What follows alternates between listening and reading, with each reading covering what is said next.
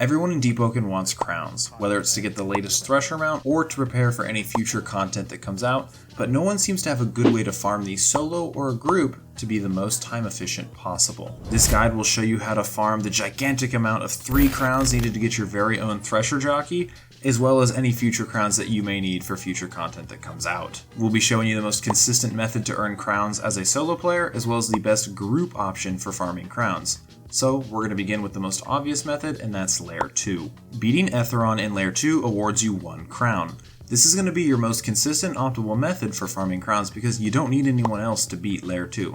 Soloing it, so long as you know how to fight Etheron, you'll have an easy time. If you don't know how to beat Layer 2, check out my Layer 2 guide video so you can begin your crown grind that much faster. In tandem with this, you'll want to do world events such as the Interluminary Parasol. The reason you want to start with Etheron is because Etheron has no time constraints on when you can do him to farm crowns and fight him. So optimally, you want to farm Etheron until a world event is about to spawn, which is at the top of every hour, then proceed to head to the surface and farm Parasol.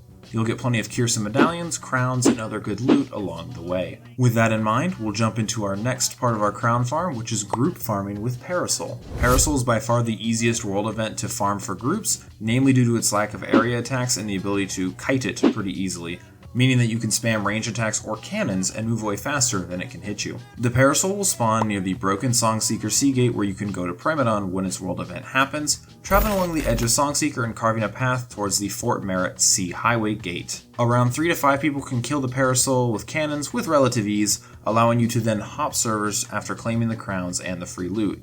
But keep in mind when hopping servers, the Parasol will already be traveling, so you'll need to adjust where you spawn in and start looking for the Parasol, but you can always check your map as well and look for the 3 exclamation points to see where the Parasol might be if it hasn't been killed yet. After roughly 10 to 15 minutes, the Parasol will be too hard to easily track down, or it'll be killed, despawned in most of its servers, so on average you can get 3 to 4 kills per hour, provided it spawns and it's not the Carnival of Hearts world event. So this basically means you'll be getting 4 crowns per hour if you're smart by Parasol farming, and probably 2 to 3 per Layer 2 run. So about 7 crowns an hour if you're really that dedicated. These 2 methods in tandem will allow for a pretty consistent route to get crowns. Farm Etheron as quickly as you can, then head to the surface and farm Parasol. Along with the crowns, you can get all of that good loot along Layer 2, Parasol, and whatever else you come across. And don't worry, if you're just solo, don't even bother with Parasol. Just farm Layer 2 infinitely if you're purely a solo player. But if you have the ability to go with groups, I highly suggest doing Parasol. If you like guides like these, please do like and subscribe as it helps a lot to keep the channel going. Thank you guys a ton, and I'll see you soon.